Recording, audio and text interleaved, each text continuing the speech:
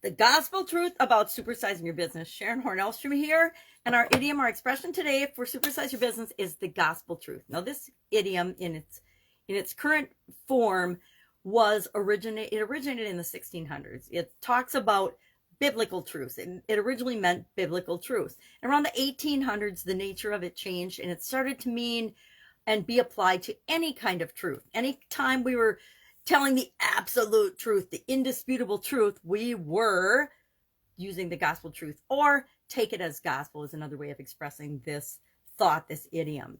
So today I thought it would be fun to share, based on my experience, some of the most common false beliefs or misconceptions or assumptions that business owners and entrepreneurs make when it comes to supersizing and growing their business, and the truth about them, right? So I don't even know where to start. There's so many, but I'll only talk about a handful or so that we don't take too much time.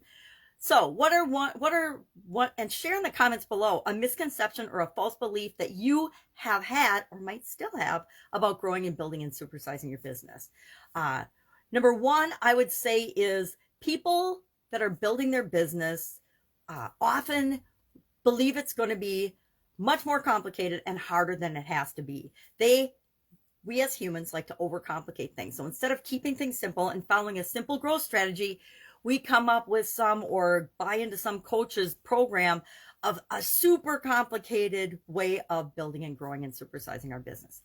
The truth is, we want to keep things simple as possible. A simple growth strategy that's repeatable, that's proven and repeatable, that we've proven we can do ourselves and repeat and then grow, is always going to be better than a very complicated, 5,000 step process or growth plan and strategy that we're trying to implement. Why? Because that's 5,000 places that things can go wrong. So we want to keep it simple. A lot of entrepreneurs and business owners believe that, and these false beliefs are the reason that 95% of businesses fail, right? Or fail to grow and build and supersize and get the traction that they could have in the world.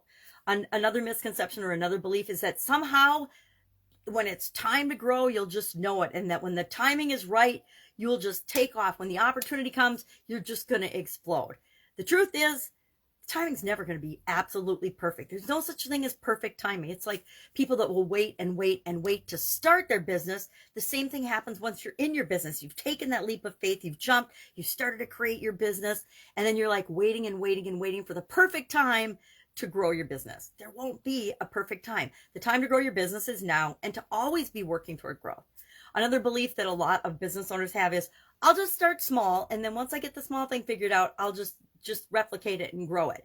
The truth is, if you think small, chances are you'll continue to get small results. We want to think big and grandiose from the beginning and have our long-term goals out here, and that will encourage our mind and the world and the universe and whatever you believe in to help to conspire to help you to create that big thing. But if you say, I'm just going to create this small bakery, and once this bakery takes off, then I'm going to franchise it and rule the world in or whatever industry you might happen to be in.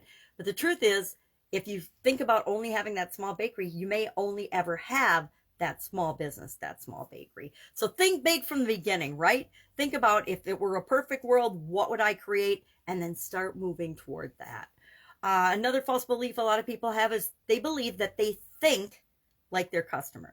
Now, this is a harsh reality for a lot of business owners and entrepreneurs to figure out and understand, is that only about 3% of the overall population actually thinks like entrepreneurs and business owners. And we think very differently than the rest of the population. So if we're assuming that the rest of the population is interested in the things that we are going to miss the boat, and we are going to really struggle to supersize and grow our business.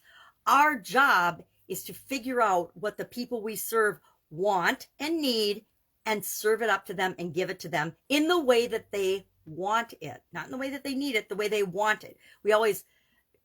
But we have to ask that question. We have to figure it out. And we have to, number one, not assume that they think like we do, because the chances are 97% and better that they do not.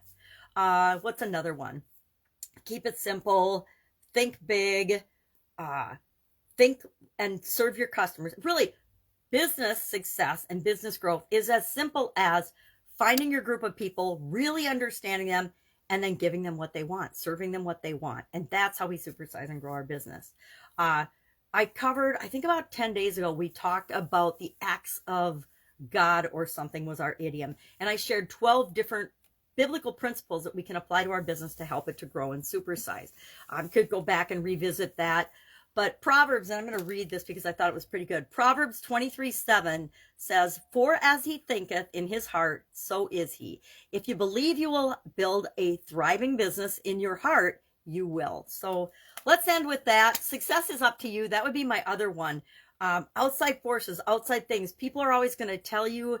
And if you're expecting the world to embrace you and support you in your grandiose plans, all I have to do is say Elon Musk and what's been going on with his acquisition of Twitter and all of the talk about it. People are not going to support you, and people are going to say things about you no matter what. You just got to kind of develop that alligator bubble or thick skin around yourself and realize that your success, your life, your supersized business is 100% up to you. We need other people to help us create it, but we're not going to ever convert the whole world. So love to know your experience with false beliefs or things that you thought were true when it came. Oh, another one, education. Some people believe that education and more knowledge is going to help them to supersize and grow their business or make the timing right. But the truth is, education, there is no direct correlation between education and success. So if we believe that, we need to shut that off. Now, that doesn't mean we don't have to continually learn and grow and figure things out, right? We do need to do that as we're growing and supersizing our business. All right. I'm sure there's more, but those are the biggies that came to mind. Have an awesome day. If I can help you in any way, ask. Otherwise, share in the comments below a truth that you've discovered as you're growing and supersizing your business. Oh, another one that I love is you have to struggle and sacrifice to grow and supersize your business. Absolute poppycock. The people that are struggling and sacrificing and not achieving their goals and dreams like to tell everybody else to prevent them from becoming competition. All right, see you tomorrow.